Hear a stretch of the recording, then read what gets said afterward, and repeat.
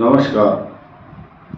मेष राशि पर 1 अप्रैल से और 30 अप्रैल तक कुछ खास ग्रहों के परिवर्तन होने हैं और होंगे, और उसका मेष राशि पर क्या साइड इफेक्ट प्लस पॉजिटिव या नेगेटिव रहेगा, उस पर हम विस्तार से चर्चा करेंगे।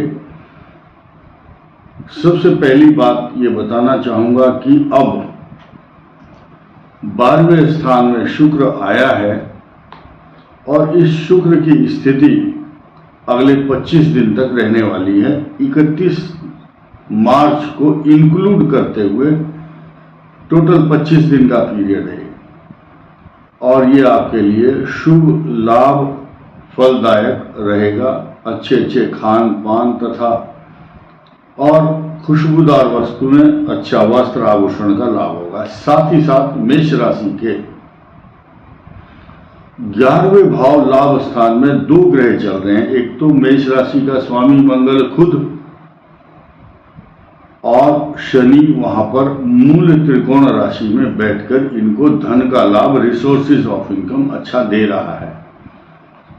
निगेटिव चीज यही है कि 12वें भाव में राहु और सूर्य की युति ये तो रहेगी काफी दिन तक राहु की स्थिति, लेकिन सूर्य की अभी अगले 13 दिन में ये पोजीशन चेंज होने वाली है। सूर्य और राहु की युति जो अभी आपके अष्टम भाव जो कष्ट का स्थान माना गया है, वो कष्ट जो है आपको इतना नहीं होगा जितना कि होना चाहिए। कारण क्या है कि मेष राशि पर बृहस्पति चल रहा है और 8 अप्रैल को द्वादश भाव में जो 4 पाप ग्रह होंगे, क्योंकि सूर्य और राहु के साथ चंद्रमा और शुक्र भी अच्छा फल, अच्छा परिणाम देने में असमर्थ होते हैं। अब हम मेष राशि के लिए बाद में क्यों बताएं, पहले ही बताएंगे। 1 तारीख से 6 तारीख तक आपके लिए बहुत ही शुभ समय है। चंद्रमा की गति के अनुसार तथा और ग्रहों का विश्लेषण करने के साथ ही साथ 7, 8, 9 ये तारीख खराब हैं। अगर पूरे महीने अप्रैल की बात करें, 3 तारीख तो ये हैं, 7, 8, 9, 16, 17, 18, 26 और 27 अप्रैल मेष राशि वालों के लिए, जिनकी कुंडली में चंद्र राशि मेष राशि है, नक्षत्र के अनुसार जिनका जन्म अश्विनी, भरणी और कृत्तिका के प्रथम चरण में हुआ है, उनकी मेष राशि है। उनके लिए ये तारीखें बताई गई हैं। 7, 8, 9, 16, 17, 18 और 26, 27 अप्रैल शुभ फलदायिनी नहीं रहेंगी। धन का लाभ नहीं होगा, खर्च होगा, अशांति, तनाव। अगर धन का लाभ होता भी है तो मानसिक व्यथा रहती है। इसी के साथ साथ ये जो मास है, इस मास में मेष राशि का विश्लेषण करने के लिए बीच में चेंज ओवर आ रहा है। चेंज ओवर क्या है? 2 पंचांगों की सहायता लेनी पड़ती है। कारण क्या है कि 8 अप्रैल को सूर्य ग्रहण जैसे ही समाप्त हो जाएगा तो वर्ष का अंतिम दिन होगा, वो संवत 2080 का। अब 2081 जो संवत है वो नव वर्ष भी होगा इसी माह में, अर्थात अप्रैल मास में। उस मास में पहला दिन जो होगा वो नवरात्र, चैत्र नवरात्र होगा, जिसको वासंतिक नवरात्र कहा जाता है। मीन राशि से मेष राशि में चेंज ओवर होगा सृष्टि का।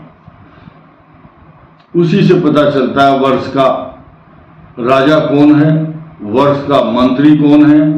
और सबसे सही बात तो यह है, जैसे ही मेष राशि में बृहस्पति आएंगे, मेष राशि में बृहस्पति के साथ सूर्य आएंगे, तो एक बहुत बड़ा योग बनने जा रहा है मेष राशि के ऊपर। ये नया वर्ष मंगलवार के दिन शुरू होगा और कालयुक्त नाम का संवत्सर आपके लिए लाभदायक होगा, क्योंकि उस दिन मेष राशि का ही चंद्रमा 3:35 पर शुरू हो जाएगा। ये मेष राशि को चमकता हुआ देखना चाहता है वर्ष का पहला दिन 9 अप्रैल को।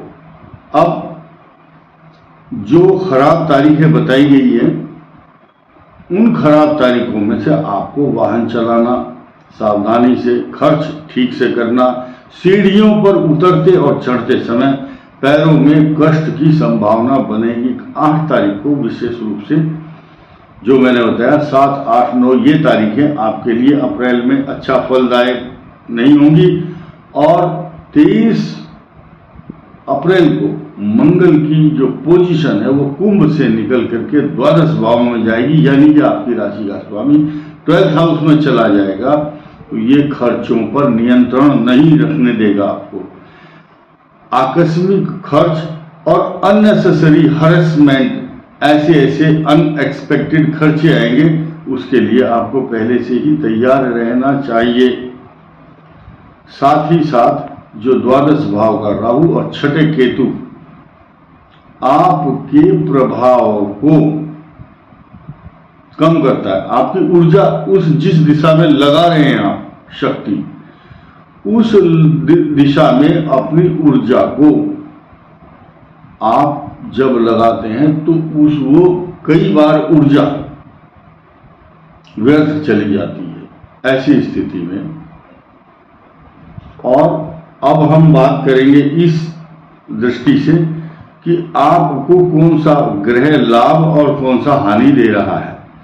सबसे ज्यादा लाभ देने वाला ग्रह आपका बृहस्पति है, जो आपके भाग्य स्थान को मजबूत करता है।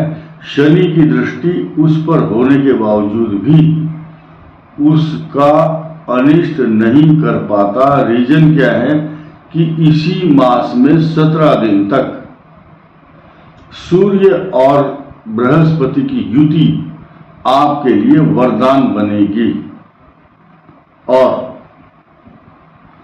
ये जो तिथि मैंने आपको खराब बताई है, उसमें सावधानी के साथ साथ आप उस दिन गणेशाष्टक स्तोत्र, ओम वक्रतुंडाय नमः या गणेश जी की स्तुति के साथ साथ गणेश जी के मंदिर में मोदक या मिष्ठान्न ये अर्पण करना चाहिए। ऐसा करने से आपके लिए शुभ फलदायक रहेगा, क्योंकि तीसरा और छठा इन दोनों स्थानों का स्वामी बुध वक्री और अस्त हो गया है। वक्री और अस्त होने से उसको प्रभावहीन कर देता है, और जबकि वो चल कहाँ रहा है, मेष राशि के ऊपर ही अस्त है और वहीं वक्री भी है। तो ये अच्छी पोजीशन नहीं दर्शाता, न्यूनता लाता है अपने प्रभाव में। और भी नए नए ग्रह आपके लिए अच्छा फल देने के लिए इसी मास में अच्छा परिणाम देंगे। और जैसे ही ये मास समाप्त होगा, आपके लिए बृहस्पति की युति एक नए ग्रह के साथ अगले मास में होगी। उस समय बृहस्पति की युति फिर होगी। ऐसा ठीक 12 वर्ष के बाद होगा।